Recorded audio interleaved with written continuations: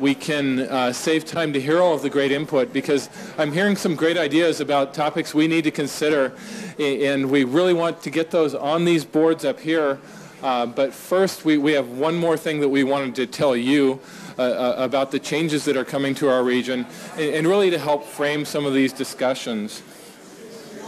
And so, SACOG, every time we do an update to our transportation planning process, we have a nationally recognized economist, and it's been Stephen Levy for the last couple of cycles from the Continuing Study of the California Economy, to provide us a regional view of what's happening with the SACOG region in relationship to the rest of the country. So that we want to have a good basis, a good economic understanding of what we can expect in this planning cycle, in this update of our plan for the next few years, but we do a 25-year forecast for what growth will look like in the region. And as we all know, we were all surprised by what happened recently. But as we looked at the blueprint process, I want to step back. We had a business as usual planning process happening in the region that our board of directors, the local elected officials in the region back in 2002, said that we can't build enough transportation to feed all of the land use plans that were out there. And so we looked at a smaller footprint planning process in a 50-year vision where we were looking at how we could grow both outward still in some areas, but also inward to do more infill planning in the region. And while we were doing that process, we didn't realize, none of us did, that we were in an unprecedented growth rate in the country. And so that we had this growth rate, these trend lines that we were looking at while we were doing that blueprint 50-year vision, that really stopped. And so we are now in a place of a deep recession, and looking that we're going to come out of that recession. But as we come out of the recession, we're seeing new issues coming up for our local economy, which is a decrease in the state government employment, which is one of our biggest employment sectors. So while we're going through this planning process, we want to see this both as a risk that our region is going to be growing slower, but it's also an opportunity that now we have the time to look at how we are growing, and to take into these considerations how we build these complete communities while the recovery is developing.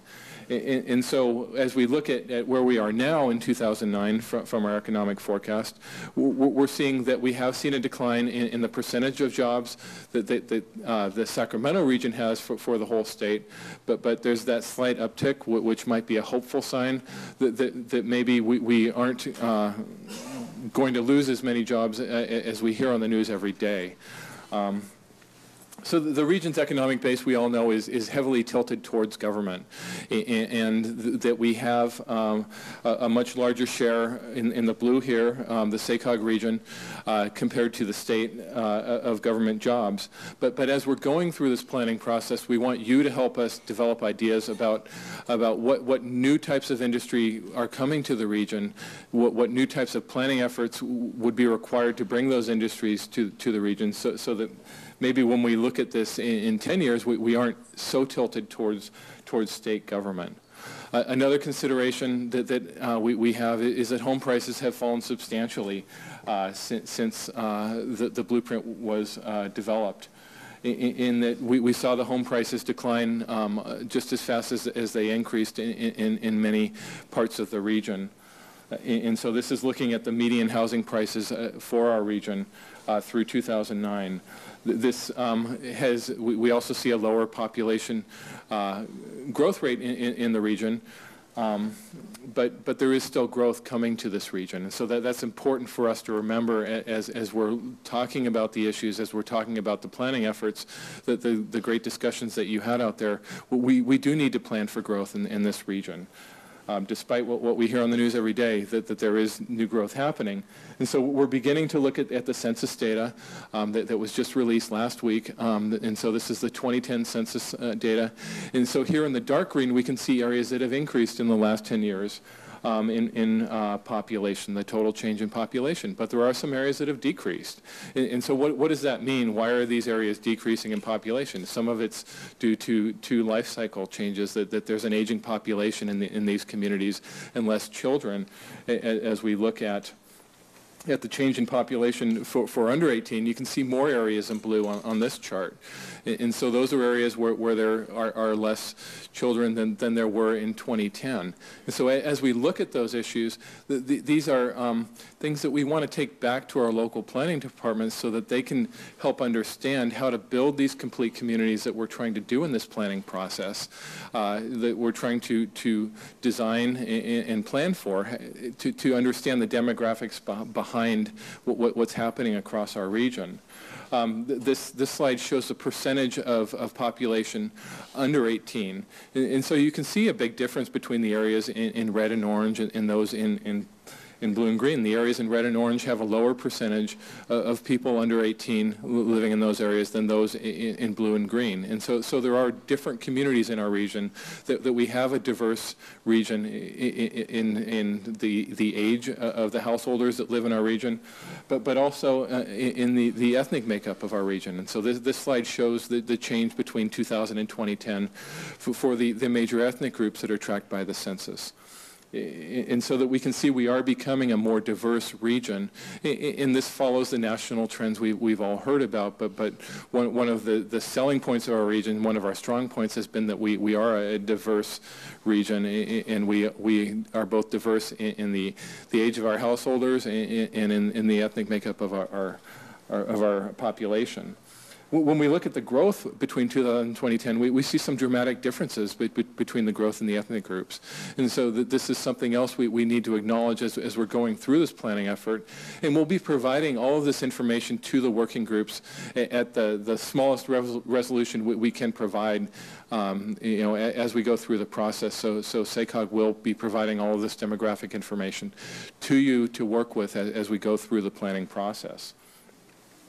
So when we look out to the future in this economic forecast, we are both looking at the future of the jobs that will come to the region and the future of housing that we want to attract. And so how can we build housing that people can afford, because now we've hit that mark in some of our communities where it's hard to build a house for what the median housing price is. The housing market is uncertain in our region right now. But when we look at the trends over the last 20 years, we can see that we've been close to this before, maybe here before, and just 10 years ago, 15 years ago, the median housing price of our region compared to the national housing price, our median housing price was lower. And so we aren't back there yet. But housing price it has been one of the attractive commodities that's helped sell our region, that helped us have that economic growth that we saw in the last 10 years, because we were more affordable than the Bay Area. And so when we look at the companies that move to this region from the coastal parts of our state, many of them move here because their employees can afford a better quality of life here. And so that's an opportunity. It's hurt many of us personally, but it's an opportunity to attract new people to our region. When I look at the building permits, the steep decline we've seen in residential building permits, I also see an opportunity because they've declined so steeply. I'm hopeful that we're consuming a lot of those housing products that maybe weren't sold the first time, or those that were foreclosed upon, because we don't have new housing products coming onto the market. And so I'm hopeful that we begin to see an uptick in the building permits sooner rather than later. When we look to the population growth in the region, we see over the next 25 years, we're going to have growth in all age groups across the region, but there's a substantial growth in those over 55, and so that our region is aging, and the whole country is aging in most parts of the U.S. But it's something that we need to consider as we're planning out for those 25 years of growth for those complete communities, is that we'll have many more households headed by people over 55 in the future. when we look at the job growth, we have a slower growth rate projected in this economic forecast than we did over the last 18 years, but we still have growth. And so that's important to remember, is that our region is still growing, and we need to plan for that growth. And so while the growth rates may be smaller when you look at the U.S., California, and SACOG and the different colors up there, that the SACOG region is still expected to grow faster than both the U.S. economy and the California state, because we have we have land available to grow on, and we also have that more affordable quality of life that the coastal parts of our state don't always have. Again, to remember as we're going through this planning process that we do have a substantial increase in the number of households headed by those over 55 over the next 25 years. And when we look at the current forecast for the next 10 to 15 years, we're seeing that really that age group over 55 is making up the substantial part of the new households in the region. And so we actually have negative growth rates for what was the households that we were building for in the past, which was those people who were starting families, buying their first and second homes in the 35 to 54 age group. And so it's really a changing demographic that we're seeing. But we also have this new generation that's coming up. The children of those who are 55 are in the 25 to 34 age range, and so they'll be forming new households. They'll be forming their first-time households as they move from the college lifestyle into their first apartments or houses in the region, and then over the next 25 years, we need to remember that we have this new wave of children that is coming to the region, and so as we follow the national demographic trends, we do have a dip in this middle age group over the next 10 to 15 years, but that. Those younger folks will be growing up and then forming their households, beginning to have children as we go through the 25-year planning cycle that we are looking at in this planning process that we do at SACOG. So the outlook to 2035, we have these opportunities. While we have slower growth in state government, we still do need state government to govern the increasing population of California. So the state government's not going away despite what we hear on the news, that there will be a slight growth in state government over the next 25 years, and that's just what has to happen to govern, the expected growth of 35 million more people potentially in California. We have emerging industries in the Sacramento region is becoming known for medical technology, which might be a big growth industry in the next 10 to 25 years. We are also developing clusters for backroom office and backroom technology industries from the Bay Area, where we're seeing data centers move up here from the Bay Area because the power from SMUD is cheaper than it is down at PG&E. And so they want to move up here, but there's also a trained workforce. When you look at the educational attainment of our region, we're much more like the Bay Area than we are like the rest of the Central Valley in the educational attainment of our residents. And we have that quality of life and that diversity of a workforce that is attractive to new employers. So now we want to ask what else, what great topics did you develop out there that will help us build these complete communities in the future?